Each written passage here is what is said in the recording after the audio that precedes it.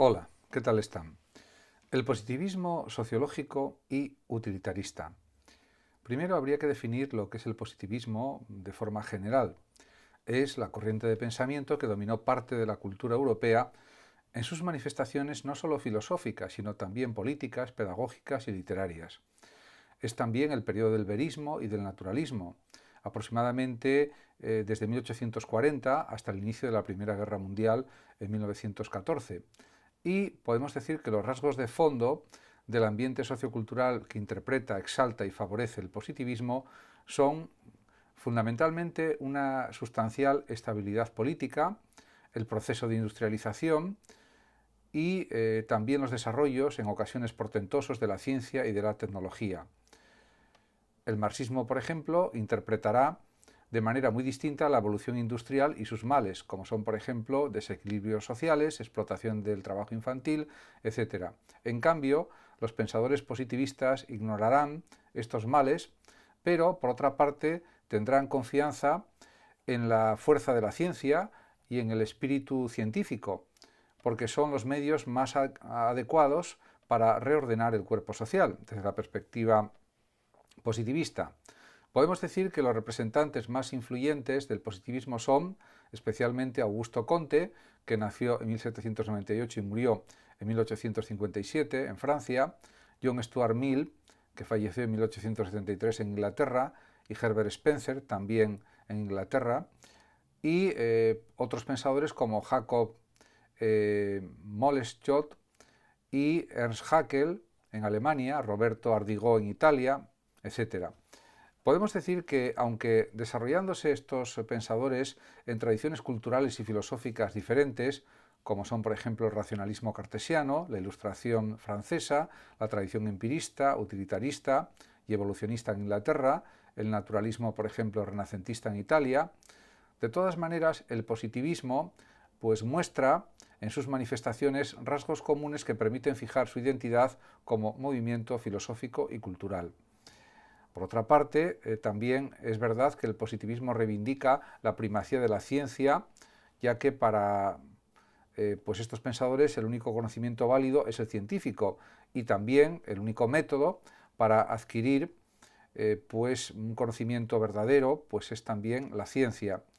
En este sentido, pues al igual que existe la primacía de la ciencia como instrumento cognoscitivo, está también dentro del positivismo la exaltación de la ciencia como único medio capaz de resolver en el transcurso del tiempo todos los problemas humanos y sociales hasta ese momento padecidos por la humanidad. Quizás es un pensamiento demasiado optimista, pero en cualquier caso, pues eso es lo que se plantea. Desde una perspectiva general, se confía en un desarrollo de la sociedad, en el progreso de la ciencia y, por tanto, podemos decir que el positivismo es una corriente compleja de pensamiento que dominó gran parte de la cultura europea en sus manifestaciones filosóficas, políticas, pedagógicas, historiográficas, etc. Podemos decir que estos puntos nodales de la filosofía positivista son varios. Si hubiera que clasificarlos, se podrían numerar de la siguiente manera. En primer lugar, a diferencia del idealismo, en el positivismo se reivindica el primado de la ciencia. Solo conocemos aquello que nos permite conocer las ciencias y el único método de conocimiento es el propio de las ciencias experimentales o ciencias naturales. En segundo lugar, el método de las ciencias naturales es el descubrimiento de leyes causales y el control que éstas ejercen sobre lo fáctico, sobre los hechos. Y no solo se aplica al estudio de la naturaleza, sino también al estudio de lo social o de la sociedad. En tercer lugar, la sociología, entendida como la ciencia de los hechos naturales constituidos por las relaciones humanas y sociales, es un claro resultado característico del programa filosófico positivista. En cuarto lugar, podemos decir que en el positivismo no solo se da la afirmación de la unidad del método científico y de la primacía de dicho método como instrumento de conocimiento, sino que se exalta la ciencia en cuanto único medio en condiciones de solucionar en el transcurso del tiempo todos los problemas humanos y sociales. En quinto lugar, se puede decir que por consiguiente el positivismo se caracteriza por un optimismo general que surge de la certidumbre en un progreso imparable, concebido en ciertas ocasiones como resultado del ingenio y del trabajo humano y en otros casos como algo necesario y automático. En este sentido, pues se cree que se está desarrollando la sociedad hacia un bienestar generalizado, en una sociedad que se considera que debe ser pacífica y que debe estar penetrada de solidaridad entre los seres humanos. El sexto punto sería decir que el hecho de que la ciencia sea propuesta por los positivistas como único fundamento sólido de la vida de los individuos y de la vida en común también, pues supone también que hay una cierta garantía de progreso de la humanidad. Por otra parte, en una séptima consideración, cabe afirmar que tales interpretaciones no han impedido que otros exégetas o intérpretes, por ejemplo Gay-Monat, descubran en el positivismo determinados temas fundamentales que proceden de la tradición ilustrada, como es el caso de la tendencia a considerar que los hechos empíricos son la única base del verdadero conocimiento, la fe también en la racionalidad científica y pues una concepción laica de la cultura. En octavo lugar, pues hay que destacar que, por ejemplo, el positivismo de John Stuart Mill constituye una excepción, ya que se caracteriza por una confianza acrítica y a menudo expeditiva y superficial en la estabilidad y en el crecimiento sin obstáculos de la ciencia. En noveno lugar, se puede decir que la positividad de la ciencia lleva a que la mentalidad positivista combata las concepciones idealistas y espiritualistas de la realidad, que los positivistas consideran que son metafísicas. Y el décimo punto sería señalar que la confianza en la ciencia y en la racionalidad humana, en definitiva, los rasgos ilustrados del positivismo indujeron a algunos pensadores marxistas a considerar que la acostumbrada interpretación de Marx, según la cual el positivismo no es más que la ideología de la burguesía en la segunda mitad del siglo XIX, es insuficiente y en todo caso demasiado reduccionista o demasiado reducida y que no es una interpretación adecuada, podríamos decir. Por otra parte, está claro que el gran pensador del positivismo sociológico es Augusto Comte. Estaba animado desde su juventud Comte por propósitos de regeneración universal.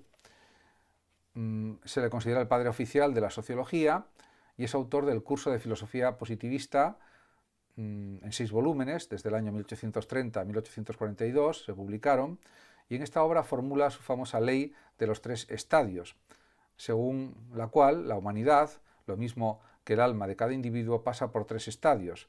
A sería el estadio teológico, B el estadio metafísico y C el estadio positivo. Se puede decir que en el estadio teológico los fenómenos para Comte se interpretan como productos de la acción directa y continua de agentes sobrenaturales, más o menos numerosos. En cambio, en el estadio metafísico se explican remitiéndose a esencias, ideas, fuerzas abstractas, como por ejemplo la simpatía, el alma vegetativa, etc.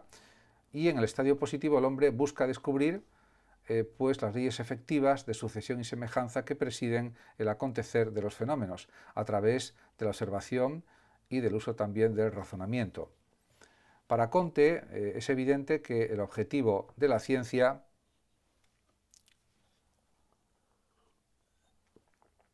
es la búsqueda de las leyes, y ello por razón de que solo el conocimiento de las leyes de los fenómenos, de lo fenoménico, puede evidentemente conducirnos a una vida activa y a modificar pues, esos fenómenos en nuestro beneficio. Por lo tanto, se destaca la importancia de la previsión y de la acción. Y además, Comte, siguiendo a Bacon y a Descartes, sostiene que solo la ciencia suministrará al hombre el dominio sobre la naturaleza, sobre la realidad. Por tanto, es indispensable conocer la sociedad. Y por ello, Comte propone pues, la creación de una ciencia de la sociedad, o lo que es lo mismo, la sociología, como una especie de física social, cuyo objetivo no es otro que el descubrimiento de las leyes que guían los fenómenos sociales, igual que la física establece las leyes de los fenómenos físicos o materiales, y todo ello a través de observaciones y comparaciones. En ese sentido, podemos decir que la física social o sociología se divide en estática social y dinámica social. Desde la perspectiva de Comte, la estática social analiza o estudia las condiciones que permiten la existencia de las diversas sociedades en el tiempo. Por ejemplo, la sociabilidad humana, que es algo fundamental del hombre, la sociabilidad del hombre en definitiva, la familia, la división del trabajo, la cooperación en el esfuerzo, etc. Podemos afirmar que la ley fundamental de la estática social es la conexión entre los diversos aspectos de la vida social, político, económico, cultural, etc.